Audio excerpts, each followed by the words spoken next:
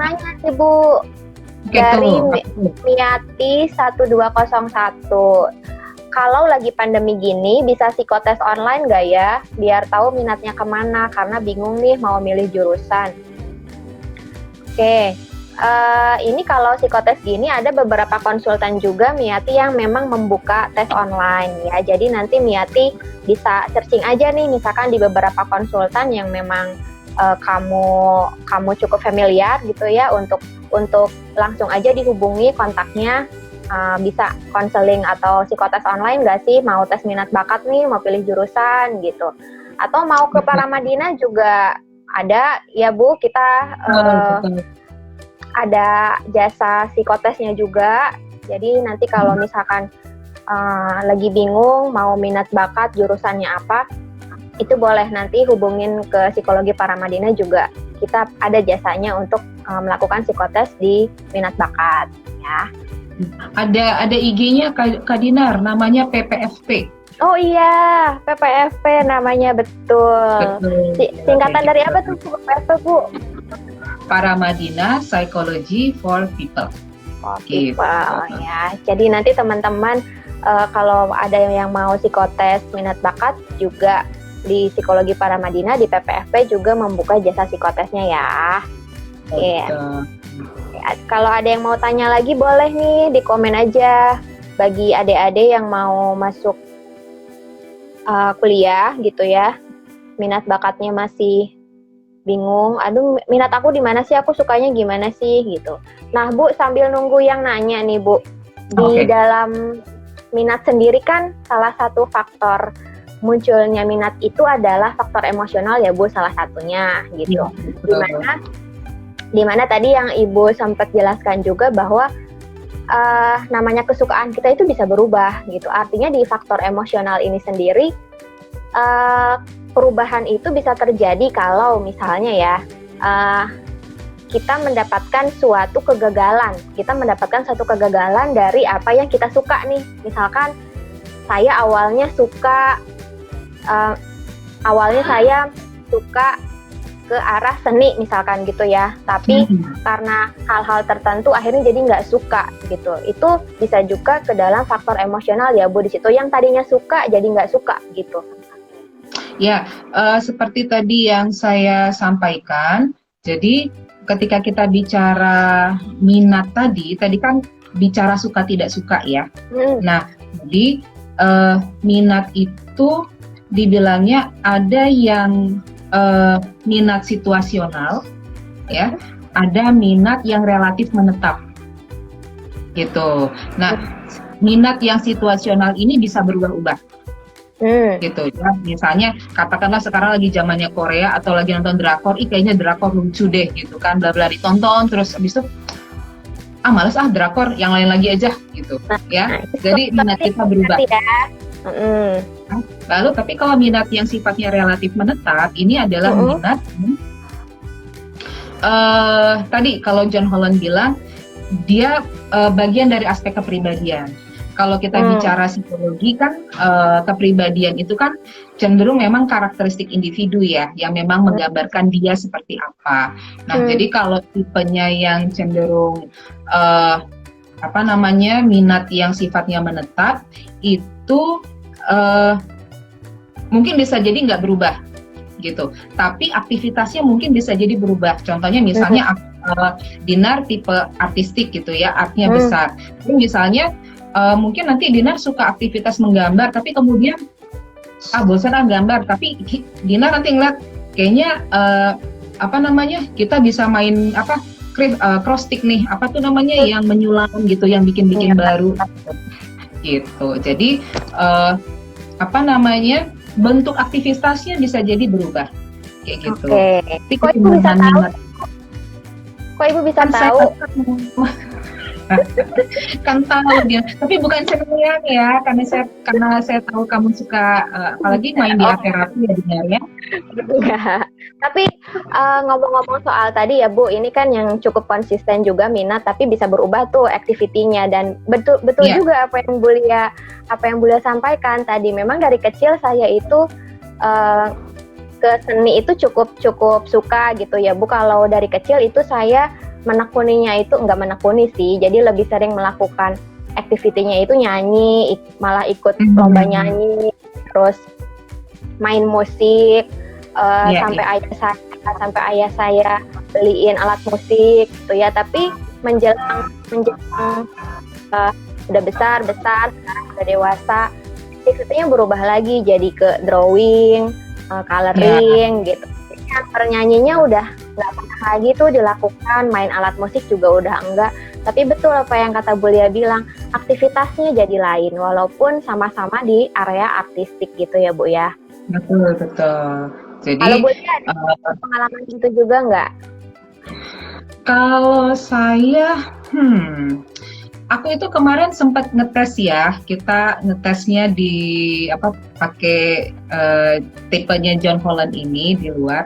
Jadi saya itu cenderungnya, jadi kalau kita pakai John Holland itu kita bisa kombinasi gitu, ya. Jadi misalnya nanti kalau dari psikotesnya kita akan ngambil yang skor yang tertinggi, 3 skor tertinggi. Oh 3, gitu. Dari Riasek tadi ya Bu ya? Betul, dari Riasek tadi kita ambil tertinggi. Nah saya itu modelnya itu SIC, Sosial, investigatif, konvensional gitu. Jadi ya kegambar sih. Jadi saya memang suka aktivitas yang ngenolong orang, membantu orang lain gitu kan, dan rada-rada mikir gitu kan, investigatif gitu ya. Jadi keponya pasti akan kelihatan gitu sama orang-orang. Kalau gue lihat tuh rasa ingin tahunya besar gitu. Nah, tapi ada aspek konvensional yang sebenarnya saya sendiri nggak terlalu suka aktivitasnya, tapi itu cukup tinggi ternyata. Jadi saya suka dealing sama numbers. Jadi kalau misalnya Dinar tahu ada hasil penelitian tuh, Dinar kan ada angka-angka tuh. Ya, saya suka nanti angka itu gitu. Ini nanti jadinya apa ya gitu. Jadi oke, nyambung ternyata. Nyambung dan sesuai sih ya Bu ya, kalau dari hasilnya kalau saya lihat loh gitu. Iya Dinar ya. Nyambung loh, bener nyambung. Ya begitu. Jadi kenapa saya suka sama pendekatan John Holland ini, karena dia bicara kepada tipe kepribadian. Jadi dia menggambarkan kita tuh masuk golongan yang mana, dan mudah gitu. Dan mudah untuk diterapkan dan diaplikasikan. Ditambah lagi nanti kalau misalnya kita bicara di Amerika dan perguruan tinggi di luar negeri, pendekatannya John Holland ini kemudian bisa dimasukkan ke dalam tipe jurusan yang sesuai sama dia. Gitu. Jadi kalau misalnya jadi beberapa perguruan tinggi di Amerika tuh kan ada banyak majornya ya. Jadi ada orang pendidikan guru apa-apa gitu. Nah nanti masing-masing major itu sudah ada tipe Riasek yang cocok. Gitu. Ya. Jadi misalnya contohnya kayak bidang psikologi ya. Psikologi kan menurut kita kan rada-rada sosial gitu ya. Nah tapi psikologi itu sebenarnya investigatifnya harus tinggi, harus kepo sama orang. Gitu ya. Jadi I-nya harus tinggi, ada aspek sosialnya. Nah, tinggal kombinasi yang huruf terakhirnya nih, yang mana gitu. Ini kayaknya ada pertanyaan tadi. Ada pertanyaan lagi dari Akuma. Oh, halo Akuma, terima kasih sudah ikutan lagi. Sore Kak, mau tanya, saat masih SMP, saya senang mempelajari pelajaran matematika. Tetapi belakangan ini saya cenderung kurang suka. Gimana caranya ya Kak supaya minat saya tumbuh lagi? Terima kasih. Gimana tuh Bu? Ini menarik nih. Nanti Akuma kalau mau di ini ya Akuma ya. Nanti saya nanya Akuma balas di komen ya. Nah, pertanyaan segini. Pertanyaan pertama, apa yang membuat Akuma suka sama matematika? Itu satu. Terus yang kedua, biasanya kalau kita nggak suka lagi sama sesuatu, itu ada penyebabnya. Nah, apa yang terjadi sama Akuma sehingga nggak suka lagi sama matematika? Nah, ini keponya orang psikologi sudah mulai muncul. Jadi kalau nggak kepo nggak bisa jadi anak psikologi. Nggak bisa langsung jawab gitu aja ya Bu, kita harus tahu dulu kenapanya gitu ya. Kenapanya yang tadinya suka, kenapa jadi nggak suka gitu. Nah, Akuma mungkin bisa nanti pertanyaan dari Bulia tadi bisa diketik ya, aku mah di komen. Ya. Nah, kalau misalnya suka sama matematika, nanti kita bisa lihat apa sih yang menarik dari matematika tadi. Apakah yang berhubungan dengan angkanya tadi, suka ngotak-ngatik angka. Karena kan matematika itu sebenarnya materi pelajarannya luas. Ya. Betul.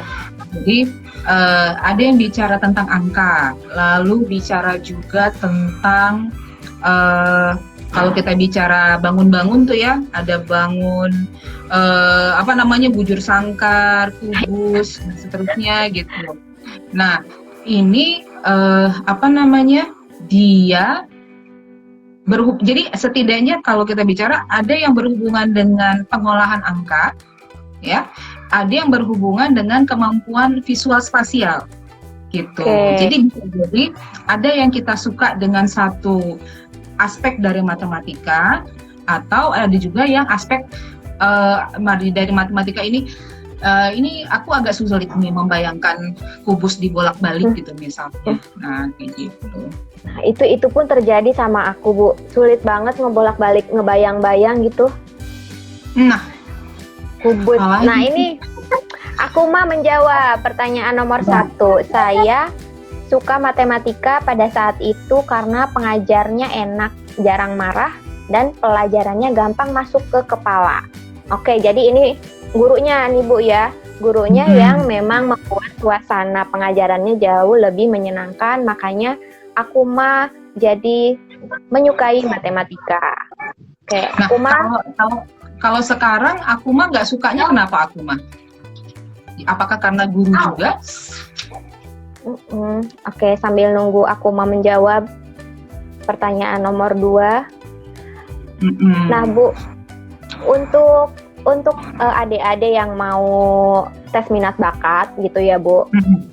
Bagusnya ini dilakukan itu kelas berapa sih, Bu? Tes minat bakat. Pertama yang kita harus lihat adalah tujuan. Tujuannya mau ngetes tuh apa? Gitu. Aku mau udah jawab.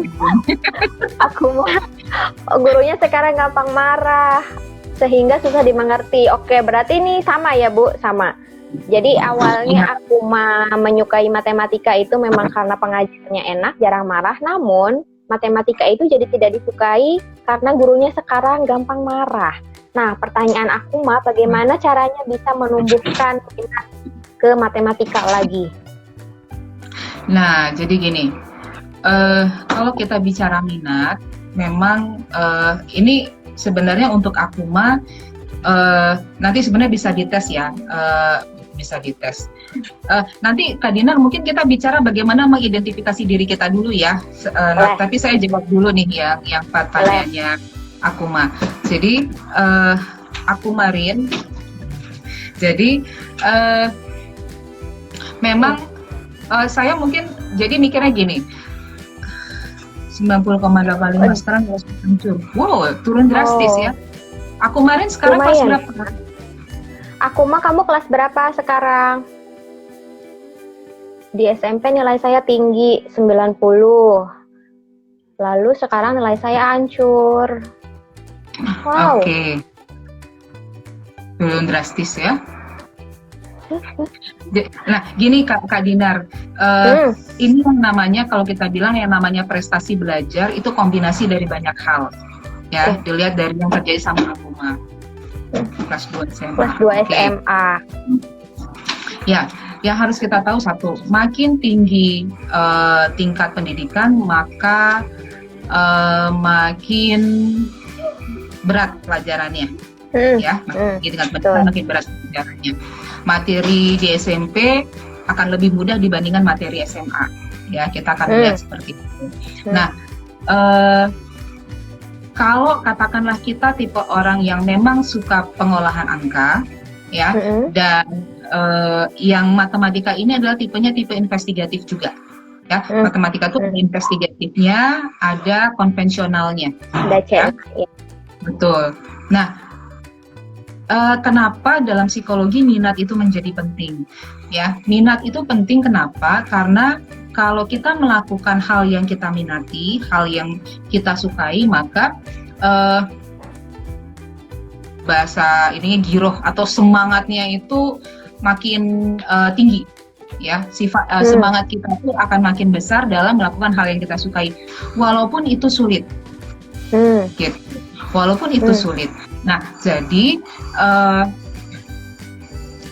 walaupun sulit itu akan diterjang kayak gitu. Nah, tapi kalau kita bicara pembelajaran, berarti kan ada yang ngajarin nih, ya, ada yang ngajarin. Nah, matematika itu konsep abstrak, bukan sesuatu yang bisa dibaca kemudian kita hafal atau kita pahami sendiri, itu agak sulit. Matematika itu butuh tutor yang membantu kita mengajar, yang akan membantu kita memahami konsep yang diajarkan dalam matematika. Nah, yang terjadi kemudian adalah ada orang yang bisa mengajarkan, ada yang dia pinter tapi ngajarin itu hal yang berbeda. Ya, seperti itu. Ada memang begitu. Ya. Nah, lalu ada juga kalau kita bicara pendidikan, ada faktor dari si pengajarnya itu sendiri, ya. Faktor pengajarnya itu sendiri yang dia bisa paham kondisi siswanya, ya, bisa mengelola emosinya dengan baik selama proses belajar mengajar. Ada kemudian tipe pengajar yang berbeda lagi, gitu, ya, yang bisa jadi cenderung, mohon maaf ya kepada Bapak Ibu guru, dosen itu adalah atau pengajar itu sosok powerful di depan kelas, ya. Nah, power dia itu kepada siapa dia berikan? Kepada yang lebih bawah, itu adalah siswa. Okay? Siswa. Nah, ketika dia dalam sosok powerful kan, ketika pengelolaan emosi nggak baik, lalu kemudian dia kurang bisa memahami siswanya dengan baik, akhirnya mungkin dia pintar matematika tapi dia tidak bisa menjadi pengajar yang baik, gitu.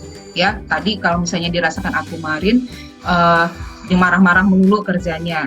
Kebayangkan kita kita pelajar, kita ingin tahu, tapi kita takut. Ya kan, guru yang marah-marah itu kan menakutkan ya. Nah, nanti akhirnya yang seharusnya pikiran kita, atensi kita itu adalah untuk materi pembelajaran, pikiran kita itu jadi tercurah pada mengelola emosi diri sendiri biar nggak takut sama gurunya. Gitu. Jadi fokus atensi kita pada pengelolaan emosi ketimbang pada materi yang diajarkan sama guru. Gitu. Nah, akibatnya apa? Materi pelajaran jadi sulit masuk karena atensinya bukan kepada materinya, gitu. Jadilah blocking, gitu. Saya anggap aku kemarin karena nilainya di SMP sempat 90, berarti setidaknya minimal kemampuannya rata-rata deh. Harusnya nggak akan jeblok-jeblok amat. Nah, inilah di mana faktor emosional itu bisa mempengaruhi prestasi belajar, gitu. Jadi, bilang buat aku kemarin nggak suka sekarang sama matematika, nggak sukanya itu sama materi matematikanya atau sama orang yang mengajarnya. Betul. Ya, jadi tadi yang saya bilang, ketika kita suka, kita berminat, semangat kita akan tinggi. Gitu. Tapi kalau misalnya ada banyak faktor penghambat, yaitu tadi Kak Dinar, ya, yang harusnya kita berjuang, yang harusnya kita semangat, udah blocking duluan gitu loh. Betul, jadinya berpengaruh motivasi belajar ya Bu ya. Betul, kayak gitu. Jadi memang mangga Kak Dinar. Ya, jadi memang faktor lingkungan ketika kita belajar juga sangat mempengaruhi motivasi juga ya, nggak cuman kamu suka atau nggak suka sama pelajarannya, tapi bagaimana orang yang mengajarkannya juga itu cukup berpengaruh untuk bisa menaikkan motivasi belajar kamu. Gitu ya. Betul. Jadi aku dalam Akuma, kasus Akuma, saran saya sih gini, kamu suka nggak dengan nilai 50? Ya nggak? Kalau kamu nggak suka sama nilai 50 itu, kamu cari cara gimana saya bisa mengalahkan ketakutan saya sama guru yang suka marah-marah itu. Mana yang lebih penting, gitu. Jadi ibaratnya saya yang bisa mengelola diri saya sendiri. Saya bisa mengendalikan emosi saya seperti apa. Sehingga mau gurunya galak kayak apapun, nilai saya bisa bagus. Gitu. Betul. Ya. Nah, ketika kamu berhasil mengalahkan ketakutan kamu terhadap guru yang marah-marah itu, nah disitulah kamu belajar, oke, kalau sama orang yang kerjanya marah-marah, saya harusnya begini, gitu. Jadi kita melihat tujuan kita apa sih sebenarnya, gitu. Apakah mau kita jelek gara-gara cuma satu guru yang kayak begitu itu, gitu. Ibaratnya gitu deh. Iya. Karena memang tadi seperti yang Bu Lia jelaskan ya, Akuma semakin tinggi kamu sekolah, itu tingkat pelajarannya juga akan semakin sulit. Jadi ketika Akuma di sini saja sudah menyerah gitu ya, itu nanti akan berpengaruh juga pada pola belajarmu ke depannya. Jadi selama Akuma bisa mengumpulkan nih semangat untuk belajar lagi, untuk menaikkan setidaknya jadi nilai 10 lah sekarang ya, itu dari 50 naik jadi 60, 70, walaupun nggak nyampe 90 itu oke, nggak apa-apa. Ya, yang penting kamu bisa naik dan berani untuk menghadapi pelajaran matematika dengan guru yang suka marah-marah tadi. Gitu. Kak Dina, kayaknya tadi ada pertanyaan deh dari Liani Anindya. Oh iya, Liani Anindya. Menurut aku tadi masuk ke yang konvensional. Tapi aku nggak suka angka-angka. Ini aku gimana ya? Oke. Baik. Liani mungkin bisa cerita, nggak suka angka-angka itu maksudnya pelajaran matematikanya kah? Atau kayak ini mirip-mirip sama aku mah nih gitu. Jadi nggak suka angka karena nggak suka matematika karena dulu gurunya itu berentet itu biasanya. ada sesuatunya lagi ya, Bu? Ada sesuatunya lagi gitu. Tapi kalau misalnya kita bicara bicara tentang konvensional, betul, mantap. Oke. Kalau kita bicara tipe konvensional itu dia suka sama angka, ya, mengelola angka, mengatur angka, tapi juga misalnya berhubungan sama mengelola sesuatu, gitu. Jadi arsip-arsip, misalnya membuat catatan yang mengelola sesuatu. Nah, tipe konvensional ya tadi ya, Liani, ya? Iya, konvensional tadi. Nah, jadi tipe konvensional itu nggak harus ngomongin pengelolaan angka yang jelimet, nggak juga.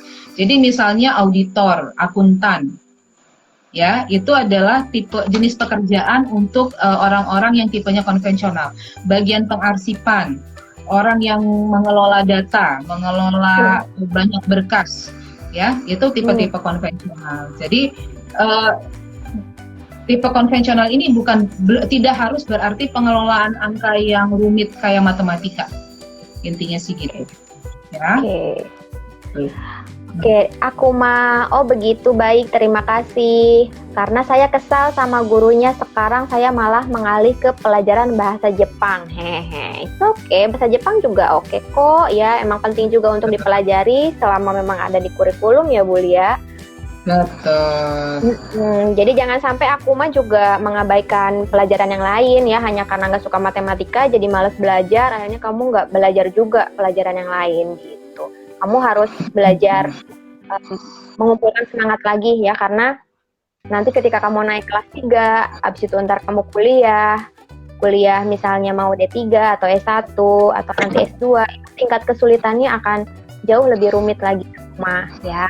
Jadi harus semangat nih dari sekarang. Betul. Oke, tadi bahas identifikasi minat. Betul.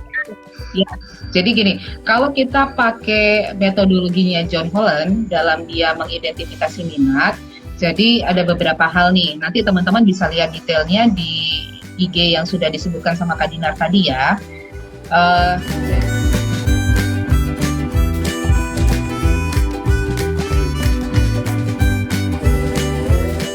Misalnya satu, aktivitas apa yang disukai. Jadi teman-teman bisa mulai identifikasi. Kalian lebih suka aktivitas yang berinteraksi dengan benda, perkakas, ya, atau yang berinteraksi dengan orang, berinteraksi dengan ide, ya, berinteraksi dengan dokumen atau angka. Lebih suka sama tugas-tugas yang berhubungan dengan apa? Kalau lebih suka tugas-tugas yang berhubungan dengan benda atau tools, ya, artinya misalnya ngotak-ngatik sesuatu gitu, ya itu tipenya realistik. Oke. Lalu orang yang lebih suka interaksi sama orang lain itu tipenya sosial biasanya.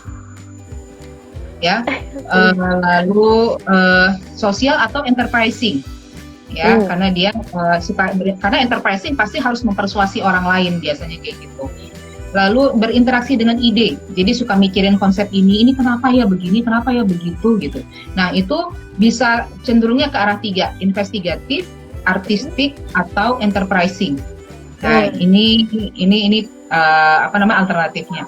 Lalu berinteraksi dengan dokumen atau angka. Nah ini bisa ke arah konvensional, gitu tipenya, ya. Jadi iya loh. Nah ini udah ada lagi. Seperti biasa ya masih muter-muter kayak kemarin. Oke lanjut Bu. Lalu apa yang mampu kita lakukan?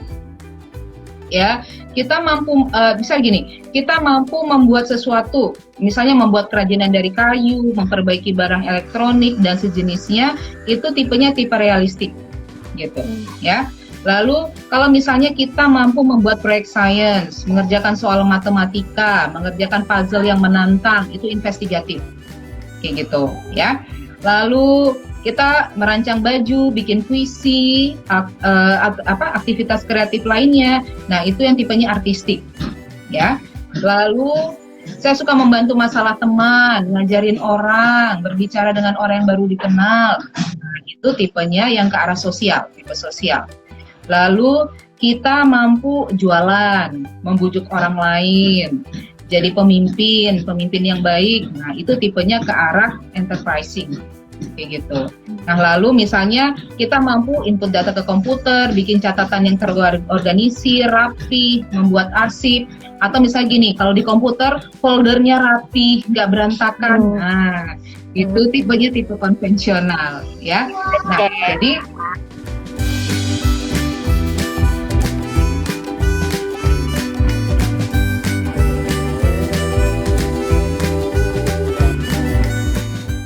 Oke, jadi satu, kita suka beraktivitas dengan apa? Orang, benda, ide, atau angka, ya. Lalu kemudian aktivitas apa yang mampu kita lakukan? Oke, ini bukan aktivitas pekerjaan ya, tapi aktivitas sehari-hari. Nah, lalu yang terakhir adalah pekerjaan. Pekerjaan tipe apa yang kita suka? Ya, di masa depan maksudnya. Misalnya, kamu pengen pekerjaan di bidang teknik, ya, atau sifatnya outdoor, atau yang memang berhubungan dengan perkakas misal gitu. Jadi misalnya saya pengen bikin jadi tukang mebel handal gitu. Saya bisa bikin mebel misalnya, ya. Nah, itu berarti kita punya kecenderungan realistik di sana. Gitu ya. Lalu kalau misalnya kita pengen nanti punya pekerjaan yang berhubungan sama analisis saintifik, ya, analis kimia, apoteker, lalu misalnya dokter, ya, dokter itu ada ada investigatifnya, ya, jadi ada analisis saintifiknya. Dengan jadi ilmuwan, astronot misalnya, ya, itu tipenya ke arah investigatif. Lalu kita pengen bekerja di bidang dunia kreatif. Aku pengen bekerja di bidang mode, ya. Aku pengen bisa campaign audiovisual, kerja di rumah produksi. Nah, berarti itu cenderungnya tipe artistik, gitu. Lalu, misalnya kalau kita suka sama tipenya aktivitas sosial kemasyarakatan, membantu orang lain, nah berarti kecenderungan kita ke arah tipe sosial. Ya, misalnya jadi pekerja sosial, psikolog, itu termasuk di dalamnya. Dokter karena dia membantu orang lain ada tipe sosialnya juga gitu, tapi ada STEM-nya juga, ya, jadi interaksi nih gitu. Lalu misalnya jadi guru itu tipe sosial, ya. Lalu kalau misalnya aku pengen jadi manajer, aku pengen jadi sales yang handal, aku pengen jadi entrepreneur, ya. Nah itu berarti pekerjaan yang tipenya cenderung ke arah enterprising, kayak gitu. Nah, yang kemudian terakhir, kalau aku pengen bekerja jadi analis keuangan, ya di bidang arsip, auditor. Nah, itu berarti kita cenderung ke arah tipe konvensional kayak gitu. Ya. Nah, jadi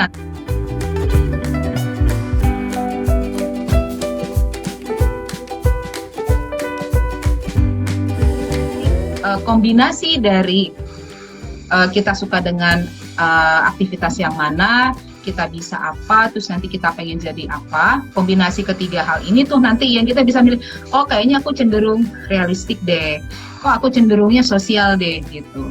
Tapi kalau pengen dapat 3 kodenya langsung, misalnya kayak saya sosial, investigatif, sama konvensional gitu, ya berarti harus dites.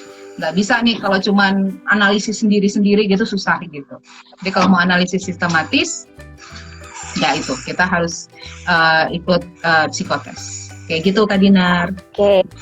Oke, teman-teman jangan khawatir ya. Tadi yang disampaikan sama Bu Lia itu udah diupload di IG Prodi Psikologi Paramadina. Jadi tadi silahkan dipelajari lagi di rumah untuk mengira-ngira aku cenderungnya kemana ya, ke R, atau aku cenderung suka aktivitinya kayak gimana ya gitu. Namun pada akhirnya ya kalau memang mau akurat ya Bu ya tetap harus psikotes dengan psikolog tentunya ya, supaya kira-kiranya nggak kelamaan gitu ya, biar dapat data yang akurat banget. Aku itu orang R, orang I, orang A, orang S, atau orang E, atau orang C, itu tetap harus di psikotes oleh profesionalnya, yaitu psikolog gitu. Ada dari Liani Anindia. Oh gitu, saya emang dari SD kurang suka sama angka, padahal gurunya pun ibu saya sendiri. Oh gitu ya. Iya, kamu suka diajarin sama mama nggak di rumah? Gimana Liani? Ada Nida, kuliah Kak Dinar. Iya Nida, halo. Halo Nida, sehat-sehat. Terima kasih bagi yang sudah join untuk ikut belajar di sore ini. Ya, tadi Kak Dinar kan bicara, aku padahal dari ini, mohon maaf ya ada banyak background. Ada pasukan ya Bu. Halo kakak, adik. Ada di situ di bawah. Di bawah di sini. Oke. Jadi tadi bilang padahal dari SD yang ngajar ibu aku. Mungkin nih, mungkin saya mau kalau misalnya mau gali dikit sama Liani. Menurut Liani mampu matematika nggak? Ya, jadi kadang-kadang minat kita itu dipengaruhi sama kita bisa apa enggak, gitu. Ya, tapi kemudian di sisi lain ketika kita berminat, minat kita tinggi. Itu bisa jadi motivator kita untuk kita kemudian berusaha sungguh-sungguh karena aku suka gitu dan aku tertarik gitu ya.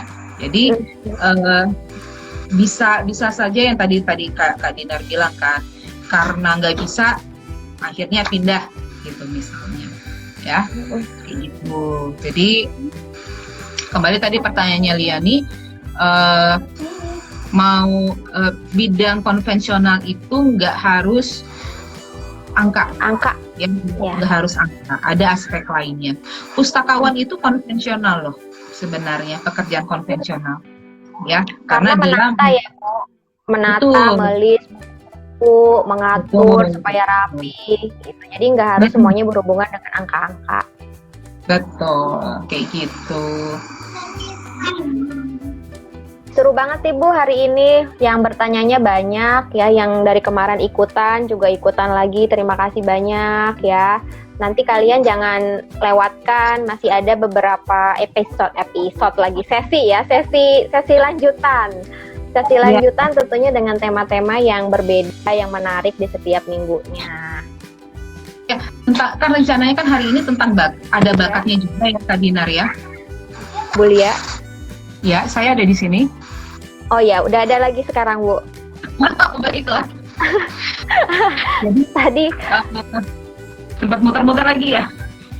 Iya, koneksinya lah seperti biasa.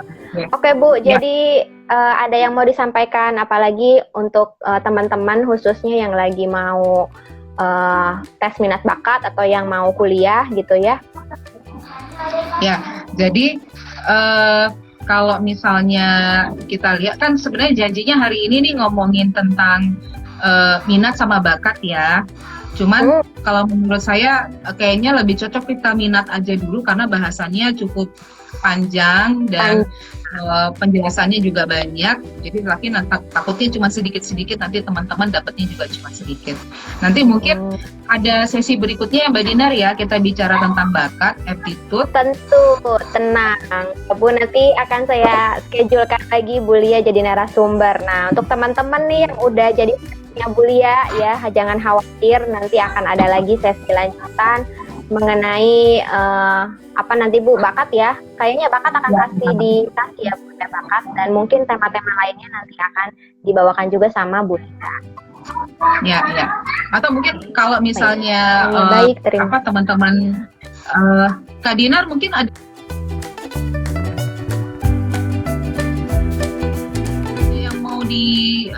ditanya lagi nggak tentang minat? Kalau nggak saya mau nyinggung bakat nih sedikit kayak gitu. Oh boleh, silakan Bu. Bakat aja ya Bu, di secara umumnya aja gitu, biar teman-teman yang ikutan hari ini juga ada gambaran sedikit sebelum nanti mengupas tuntas lagi episode berikutnya sama Bu Lia. Oke.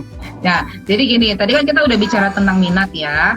Nah, kalau terima kasih Karina, semoga bermanfaat.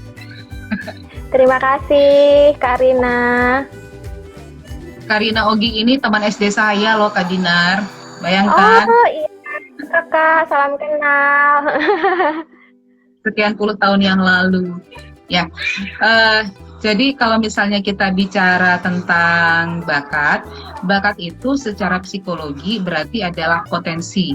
Oke, potensi yang ada di dalam diri masing-masing kita untuk melakukan aktivitas spesifik, ya, aktivitas khusus.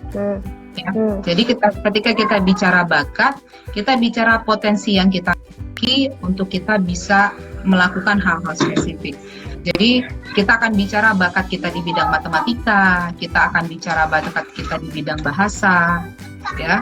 Jadi kalau misalnya kita lihat, mungkin teman-teman ada namanya salah satu teori namanya multiple intelligence.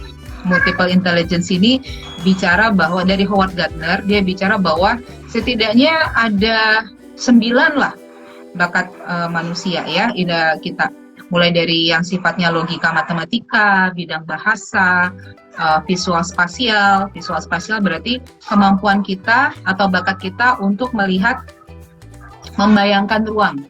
Ya, kayak apa sih membayangkan ruang itu? Misalnya teman-teman ingat ya kalau misalnya baca peta atau pesan GoFood, ini di mana posisinya gitu. Nanti drivernya nanya, "Bu, saya ada di sini, mau ke rumah Ibu tuh lewat mana?" Nah, itu butuh kemampuan kita membayangkan. Oh, nanti Bapak belok kiri, belok kanan, nanti ada ini, ada itu misalnya. Kita butuh membayangkan. Nah, lalu ada di bidang bahasa. Ya, di bidang bahasa itu berarti aspek verbal kita. Aspek verbal berarti misalnya orator itu dia punya kemampuan mencari diksi bahasa, pilihan bahasa yang baik ya, ada 9. Nah kalau dalam dan lain-lainnya ya, nanti kita bahas lebih spesifik, lebih detail lagi. Nah bakat yang kita miliki itu masih potensi di dalam.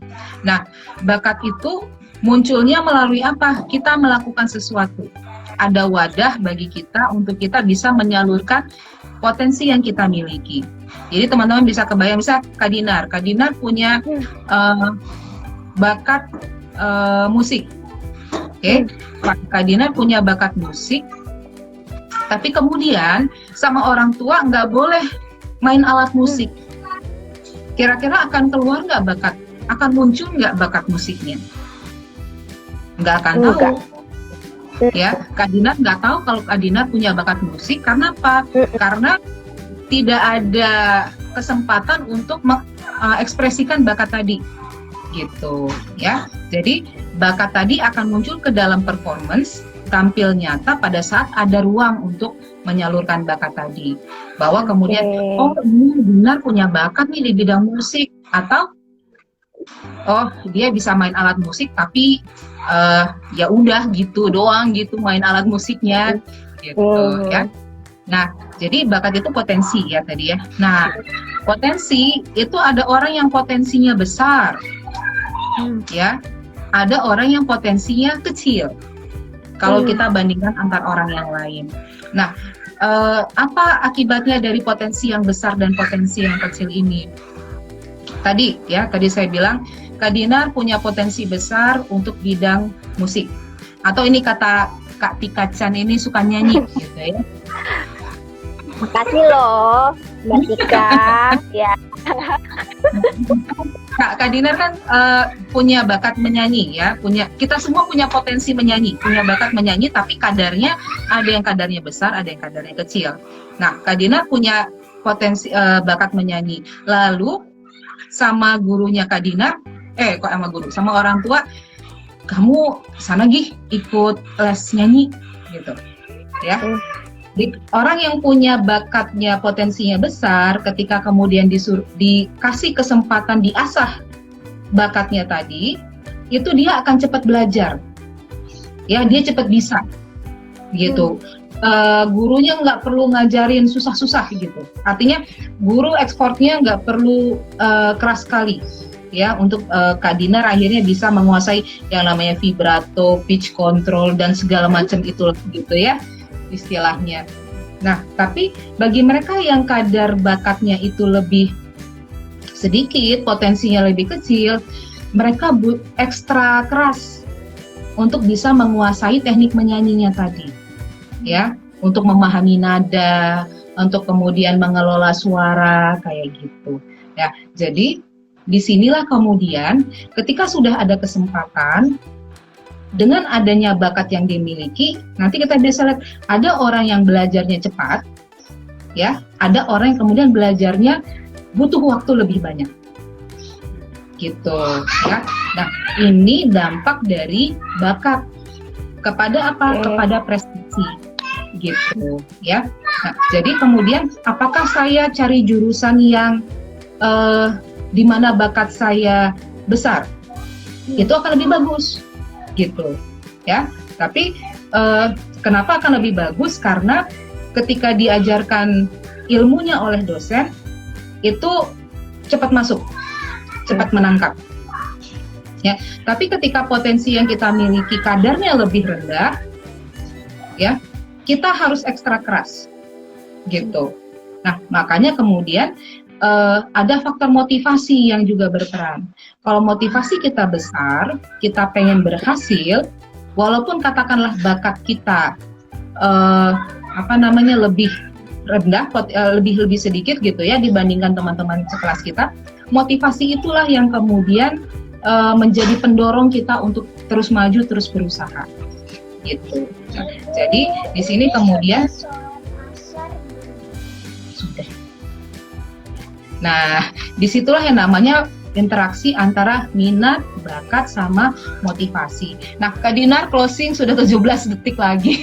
Oke teman-teman, ini bahasan bakat menarik sekali. Nantikan ya, akan ada schedule lagi sama Bu Lia sesi tambahan. Nah, untuk infonya, thank you semuanya.